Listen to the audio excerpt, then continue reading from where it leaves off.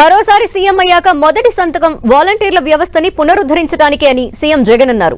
మేమంతా సిద్ధం యాత్రలో భాగంగా వెంకటాచలంపల్లిలో పెన్షన్దారులతో జగన్ ముఖాముఖి అయ్యారు. గతంలో పెన్షన్ ఎంతమందికి వచ్చేదో తమ ప్రభుత్వంలో ఎంతమందికి వస్తుందో తేడా గమనించాలన్నారు. దేశంలో ఎక్కడా లేని విధంగా వాలంటీర్ వ్యవస్థ తీసుకొచ్చామని, వాలంటీర్లతో నేరుగా ఇంటికే పెన్షన్ పంపిస్తున్నామని చెప్పారు. ఏ రోజైనా చంద్రబాబు ప్రజల గురించి ఆలోచించారా అని ప్రశ్నించారు. మన మేనిఫెస్టో మన ఎన్నికలు అయిపోయిన వెంటనే దేవుడి దయతో మీ అందరి చల్లని దీవెనలతో మన ముఖ్యమంత్రిగా ప్రమాణ స్వీకారం చేసే మొట్టమొదటి సంతకం మనం పెట్టబోయేది మళ్ళీ వాలంటీర్ల వ్యవస్థ మళ్ళీ పునరుద్ధరించడమే అని చెప్పి కూడా ఈ సందర్భంగా చెప్తా ఉన్నాం. మోసం చేసే వాళ్ళని నమ్మద్దండి, అబద్ధాలు చెప్పే వాళ్ళని నమ్మద్దండి. ఎందుకనంటే ఈరోజు మీ బిడ్డ దాదాపుగా సంవత్సరానికి 70,000 కోట్ల రూపాయలు ఖర్చు చేస్తూ ఉన్నాడు.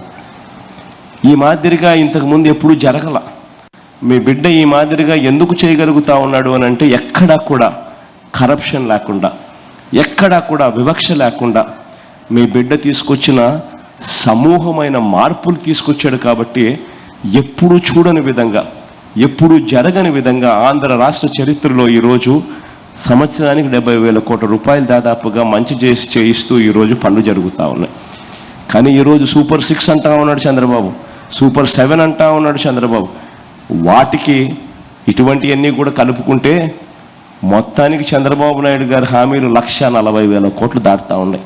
అంటే జగన్ పూర్తిగా వ్యవస్థను పూర్తిగా ఎటువంటి కరప్షను లేకుండా, ఎటువంటి వివక్ష లేకుండా 70,000 కోట్ల రూపాయలు ఖర్చు చేసే పరిస్థితి జగన్కే చాలా కష్టంగా ఉంటే ఆయన సునాయాసంగా నోట్లో నుంచి చెప్పేటి అబద్ధాలే కదా అని 140,000 కోట్ల రూపాయల గురించి చెప్తా ఉన్నాడు అని అంటే ఇక దాని అర్థం ఏమిటి?